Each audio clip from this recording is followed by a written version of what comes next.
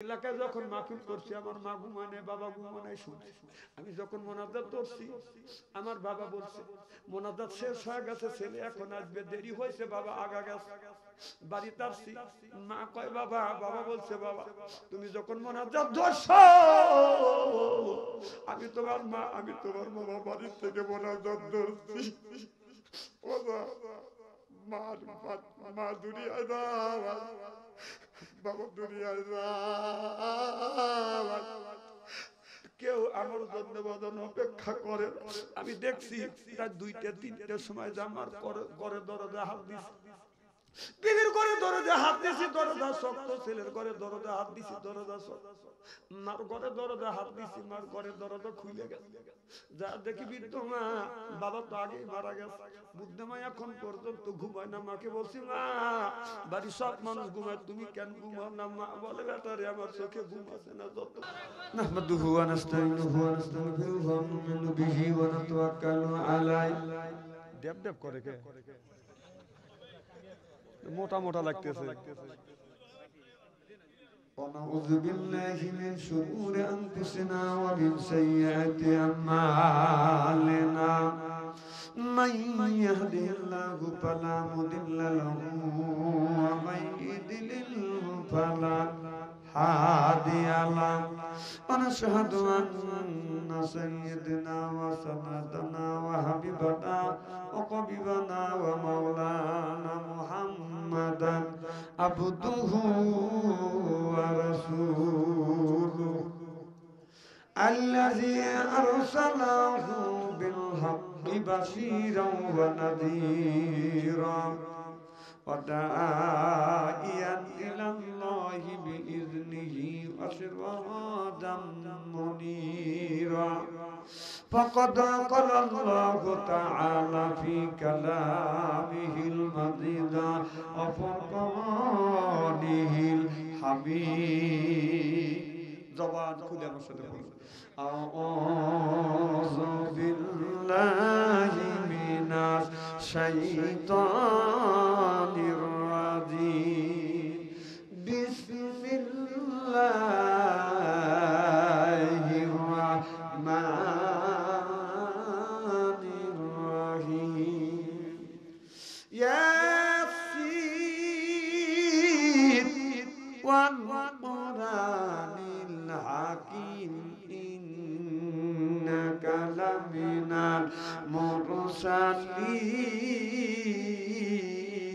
المرسلين وقال تعالى في شأن رسول الله صلى الله عليه وسلم إن الله وملائكته يصلون على النبي يا أيها الذين آمنوا صلوا عليه وسلموا تسليما اللهم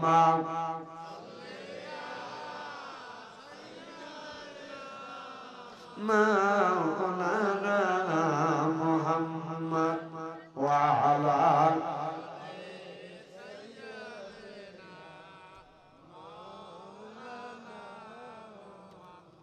পাগল মনোরে দম পুরালে বুঝবি কে আপন পাগল মনোরে দম পুরালে বুঝবি কে আপন যাদের তুমি বাবু আপন সেই তোমায় পরাবে কাপড় নিয়া যাবে অন্ধ গড়েতে অজু গোসল করাইয়া জানাজা নামাজ দিবেন পড়াইয়া অজু গোসল করাইয়া জানাজা নামাজ দিবেন পড়াইয়া নিয়া যাবে অন্ধ গড়েতে পাগল মনোরে দম পুরালে বুঝবি কে আপন ভাই বেড়া তো সাধু সেদিন কেউ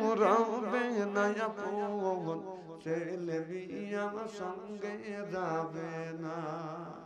দুনিয়া করছি অনেক ভুল, চলে যাব অনেক দূর। দুনিয়া করছি অনেক ভুল, চলে যাব অনেক দূর। আর কোনদিন দেখা হবে না। পাগল মন দে দম পুরালে বুঝবি কে আপন। লা ইলাহা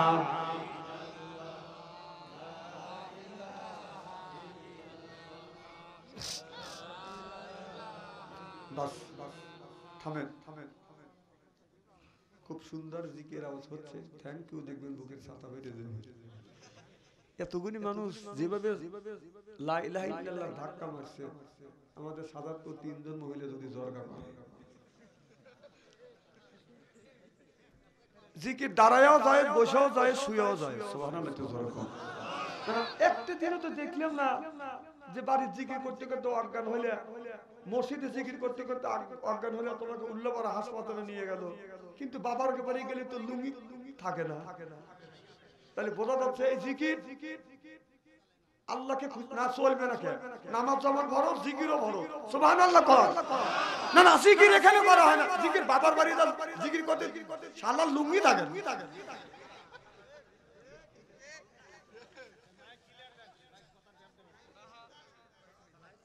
জিকির কর লা ইলাহা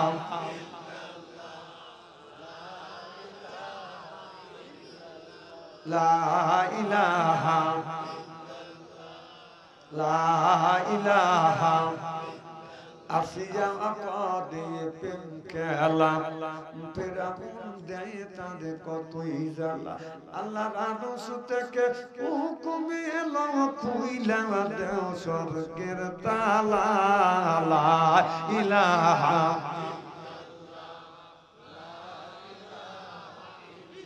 আসিয়া বলে ও গো স্বামী, আমি তোমার অর্ধাঙ্গিনী, তোমার আমার সৃষ্টিকর্তা তাদের কেন মানো না।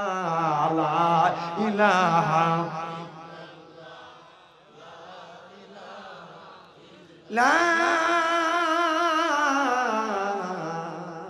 ইলাহা ইল্লাল্লাহ মুহাম্মাদুর রাসূলুল্লাহ সাল্লাল্লাহু আলাইহি ওয়াসাল্লাম। উপস্থিত আজকের এই জালসার সম্মানিত সভাপতি সাহেব, দিনের উলামায়ে কিরাম, দিনদার পরহেজগার আল্লাহওয়ালা ভাইরা, উপস্থিত আজকের এই জালসার প্রধান অতিথি, বিশেষ অতিথি সহ সর্বকালীন সর্বযুগের শ্রেষ্ঠ সন্তানেরা, হযরত উলামায়ে কিরাম, যাদের দ্বারা ইসলাম প্রতিষ্ঠিত হয়েছে। দীর্ঘ সময় আমার ছোট ভাই হযরত মাওলানা মুহাম্মদ রফিকুল ইসলাম জীবন সাহেব কোরআন হাদিস থেকে সুন্দর সুন্দর আলোচনা করছে। আল্লাহ যেন তার কণ্ঠ, তার যোগ্যতা ইসলামের জন্য কবুল করুন। কোন আমিন। কোথায় এতক্ষণ ওয়াজ করছে ড্যাব ড্যাবা মাইক দিয়ে, আমি তো কি হবে না আল্লাহ ভালো লাগে। ও তো ইয়ং ম্যান, আমি তো বুড়ো মানুষ। সাউন্ড আমার গলাকে আসলে এইরকম মোটা মানুষ বুড়ো হইবে পারে, আল্লাহ গলা এখনো চিকন রাখছে।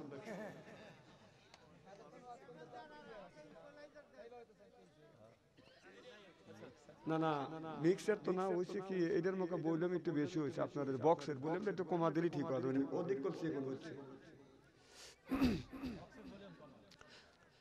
দিনদার পরহেজগার আল্লাহওয়ালা ভাইরা, পর্দার অন্তর আড়ালে মাহফিল শুনবার জন্য পর্দা করে বসে আছেন আমার পর্দা নিশি মাথার মুকুট মা ও বোনেরা, আমার ছোট্ট তিনহের ছোট্ট ভাইরা, সমবয়সী তিনহের সমবয়সী বন্ধু, আমার মুরব্বী বাবাজিরা, সকলের উপরে রইল আমার আন্তরিক অভিনন্দন। সর্বপ্রথম সেই মহান আল্লাহ তাআলা লক্ষ কোটি শুকর এবং প্রশংসিত, যিনি আপনাকে আমাকে মনোনীত করে কোরআনের মাহফিল বেহেশতের বাগানের মধ্যে আসা এবং বসার সুযোগ করে দিয়েছেন। সকলের সমস্যার উচ্চ কণ্ঠে বলুন আলহামদুলিল্লাহ।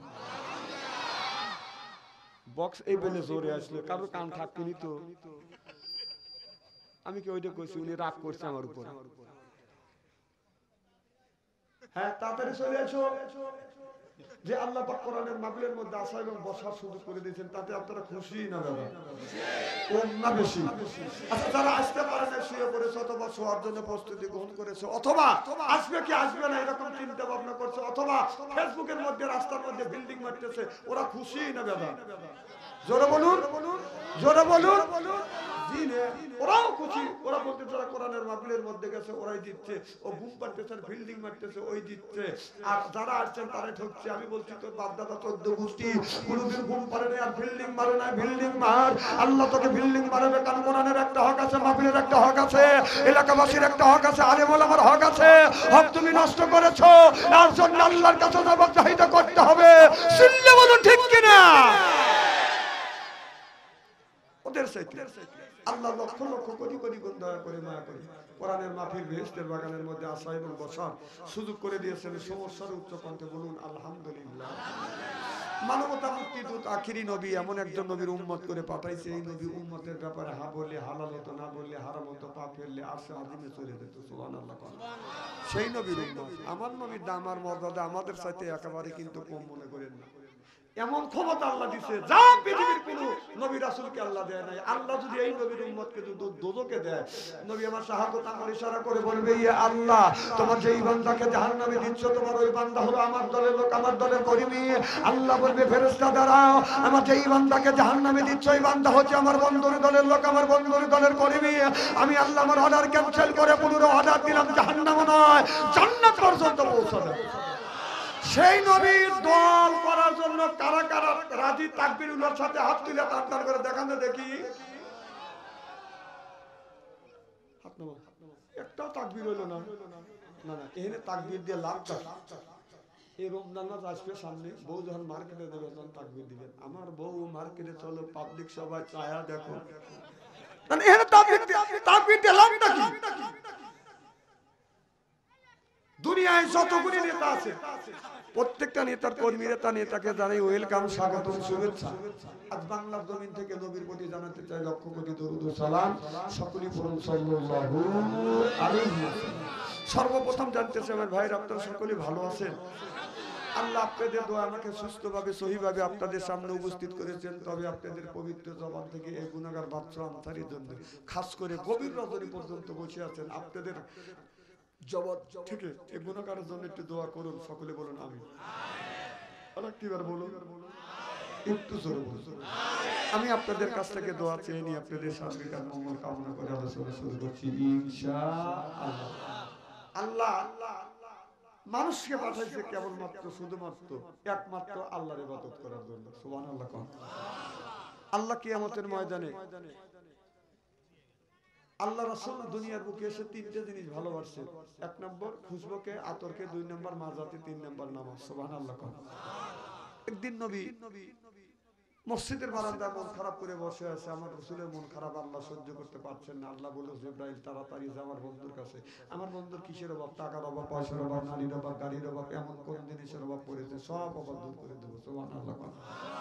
জিবরাইল আলাইহিস সালাম চলে আসলেন। মুহাম্মদ হাই গিবনা গোপ্তা তানা গোপ্তা জিবরাইল হাই গিবনা গোপ্তা তানা গোপ্তা রব্বুল জলিল। মারহাবা বললেন। জিবরাইল আলাইহিস সালাম বলে, ইয়া রাসূলুল্লাহ, ইয়া হাবিবাল্লাহ, আপনি মন খারাপ করে বসে আছেন, আপনার টাকার অভাব, পয়সার অভাব, নারীর অভাব, গাড়ির অভাব। নবী বলেন, না না, টাকা পয়সা নারী গাড়ি কোনো জিনিসের অভাব না। কবরের মধ্যে আমার উম্মতের কি হবে সেই চিন্তায় আমি নবী অস্থির। আল্লাহু আকবার। নবীকে লইয়া জিবরাইল আলাইহিস সালাম বলি সালমানের কবরের পাশে নিয়ে গেলেন। দয়া ডান পাকা দিয়ে হালকা আঘাত করলেন আর বললেন, কুম বিইজনিল্লাহ, আল্লাহর হুকুমে আল্লাহর বান্দা জিন্দা হও।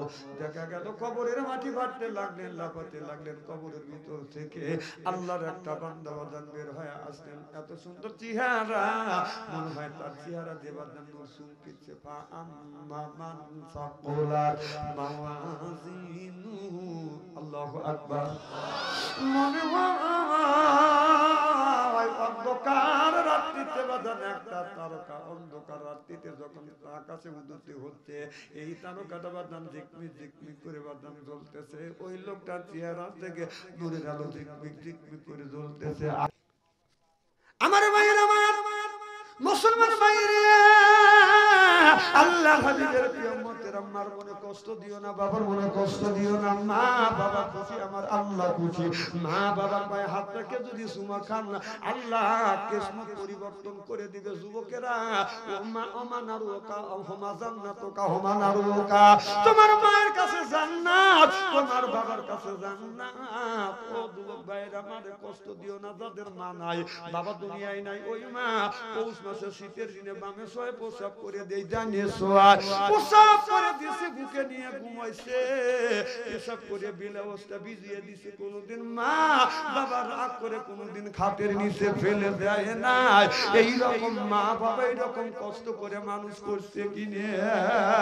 বইয়ের কথা শুনিয়ে মারে তুমি কষ্ট দাও, কম বিবেকে তুমি কষ্ট দাও, গভীর রজনীতে। ওই মার মনে আঘাত দিয়ে আল্লাহর কাছে যদি ইবাদত করো, ইবাদত কবুল হবে না। ডাকাডাকি করা যাবে না, ধমক দেওয়া যাবে না। আল্লাহ বলো আল্লাহুম্মা কওলান কাদিমা। মার সাথে নরম নরম কথা কও, বাবার সাথে নরম নরম কথা কও। তোমার মা বাবার যদি খেদমত করো, আল্লাহ তিনটে জিনিস দেয়। এক নাম্বার আল্লাহ হায়াত দেয়, দুই নাম্বার অর্থ সম্পদ বৃদ্ধি করে দেয়, তিন নাম্বার আল্লাহ ইজ্জত মান সম্মান বৃদ্ধি করে দেয়। সরকম সুবহানাল্লাহ। ও ভাই, আমার মা ছিল, মা বাবা দোয়া করলে আল্লাহর দরবারে কবুল হয়। আমার মা 112 বছর এই জমিনে জীবিত ছিল। আমার বাবা 97 বছর পর্যন্ত জীবিত ছিল। আমার মা, আমার বাবা যখন বেঁচে থাকছে, আমি যাই মাঝে মধ্যে মার পা পরে ধরছি, হাত পায়ে হাত রাখছি, চুমা খাইতে বলছি, মা দোয়া করে দেও আমি জানি ইসলামের সৈনিক হইতে পারি। আমার ভাইয়ের, আমার মোল্লা আলী কারি রহমাতুল্লাহ আলাইহি বললেন, মা বাবার পায়ে হাত থেকে যদি চুমা খায়, সে যেন আল্লাহর জান্নাতের খাম্বায় বাদাম চুমা খায়। সুবহানাল্লাহ বললেন না? মা বাবার পায়ে হাত থেকে চুমা খাইলে, এই হাত আল্লাহর দরবারে তুললে, এই হাত আল্লাহর দরবারে কবুল হয়।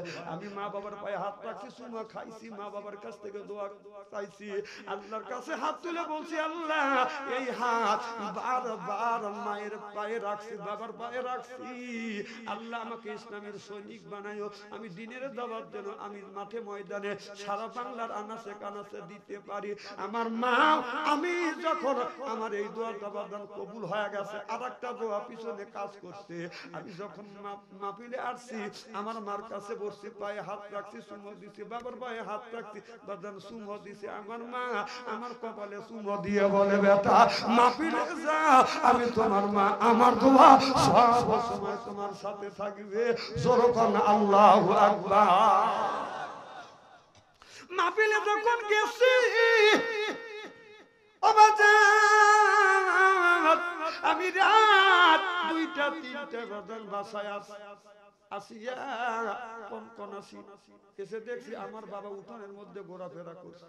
কি গো বাবা, আপনি কেন উঠানে? বাবা বলে, বেটা রে, যতক্ষণ পর্যন্ত তুমি না আসো বেটা, আমি তোমার মা ঘুমাতে দেয় না, ঘুম পারে না, আমারও ঘুম হয় না। মাঝে মধ্যে আমি রাস্তায় আগা গেছি, আবার ফিরে আসছি, তোমার জন্য অপেক্ষা করতেছি। ঘরের মধ্যে যা দেখি বৃদ্ধ মা এখনো পর্যন্ত বাদন বসে আছে, মা ঘুমায় নাই। আমি যা মাকে মা বলে ডাক দিছি, মা বলে, বেটা রে, মা বলে যখন ডাক দেয় আমার আত্মাটা জুড়া যায়। বাবাকে বাবা বলে ডাক দিছি, আত্মা বাদাম জুড়া গেছে। বাবা বলে, বেটা মাহফিল থেকে আসিয়া যখন আব্বা বলে ডাক দিছো, আমি বাবা আমার কলিজা টানটা হয়ে গেছে।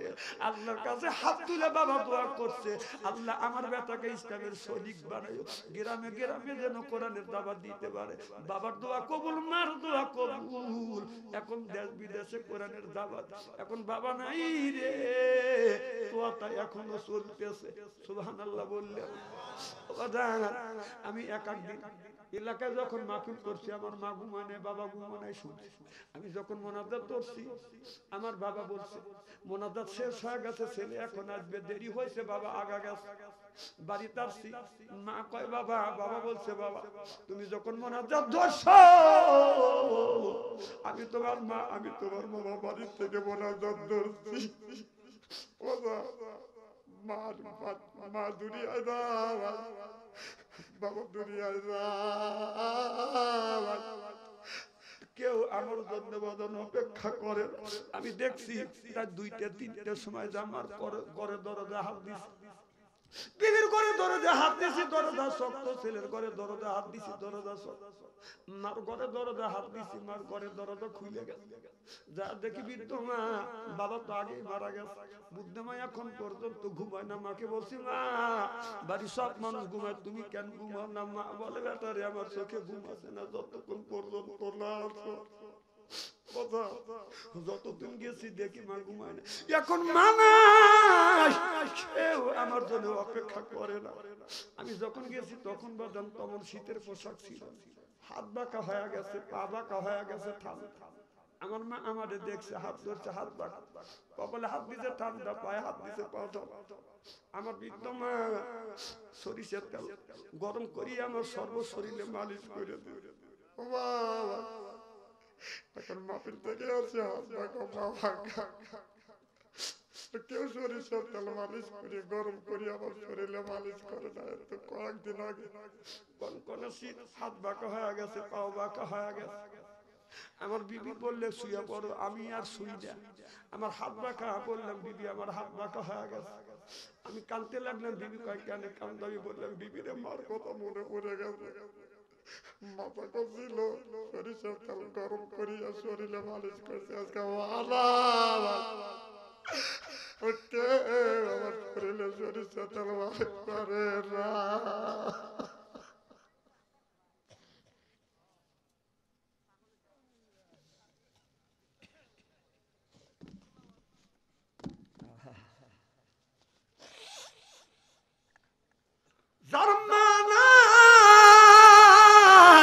সেই মায়ের ব্যথা বোঝে, যার বাবা মারা গেছে, তার কলিতে আঘাত লাগবে, চোখে যদি পানি আসে, ওই মানুষটার কলি চোখে পানি আসবে। ও বাদান, মার মনে কষ্ট দিও না।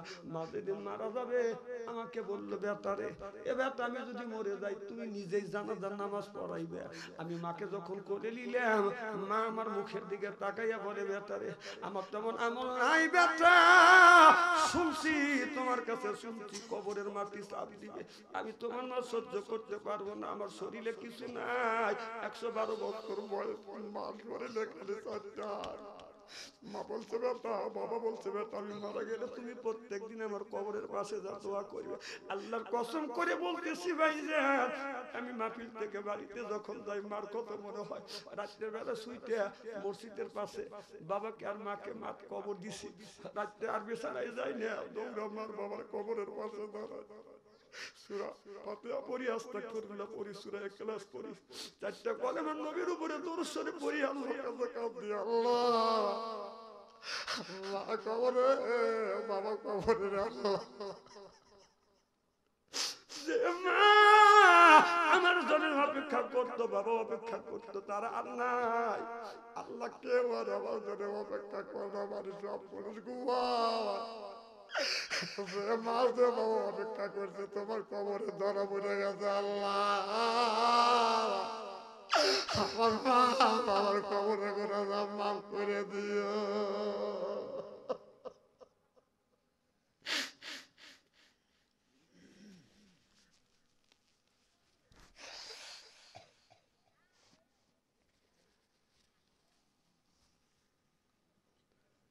অনেকের বাবা নাই, অনেকের মা,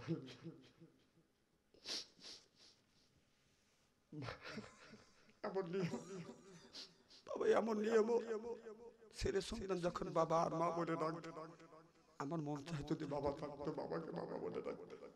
এই জন্য বাবা নাই, মা নাই, আর কোনোদিন আসবে না।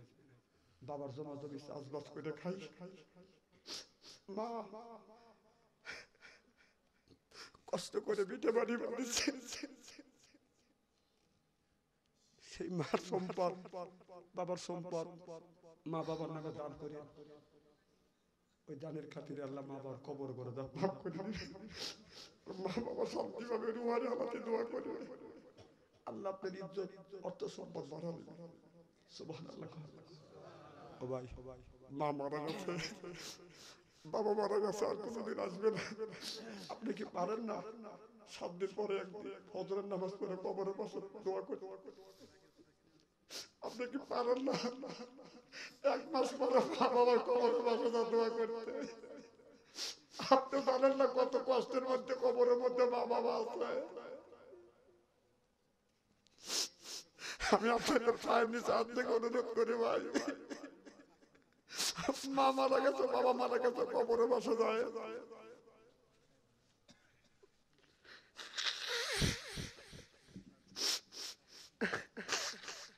আল্লাহ যদি কবরের মানুষকে উঠে আসার জন্য শক্তি দিত, বলতে বেটা কবর খুব কঠিন, কিন্তু আল্লাহ সুন্নাত দেয়। এদিন আমি আপনাদের পায়ের নিচে হাত থেকে অনুরোধ করে বলবো, মা বাবার কবরের পাশে যা দোয়া করবে, আপনি মারা গেলে আপনার ছেলে বিয়ে, আপনার ছেলেরাও আপনার কবরের পাশে যা দোয়া করবে। সকলে কোন আমিন। আগামী বছরে মাহফিল হবে, এটাকে আপনারা চান? এই মাহফিলের জন্য আমি 10 জন ব্যক্তির কাছে 500 করে, 10 জন মানুষের কাছে চাই। একজন ব্যক্তি বলেন হুজুর আগামী বছর জন্য 500 টাকা। দেখেন তো নাম, হাত তোলেন, কারা কারা দিবেন হাত তোলেন। আপনারা দেখেন তো নাম, দেখেন একটু তুলে রাখেন তো, দেখেন কি নাম আপনার? জিল্লুর রহমান ভাই, বড় পাঙ্গাসি বাড়ি, 500। আপনার নাম কি? আহমদ আলী ছোট কলবিয়ার। আপনার নাম?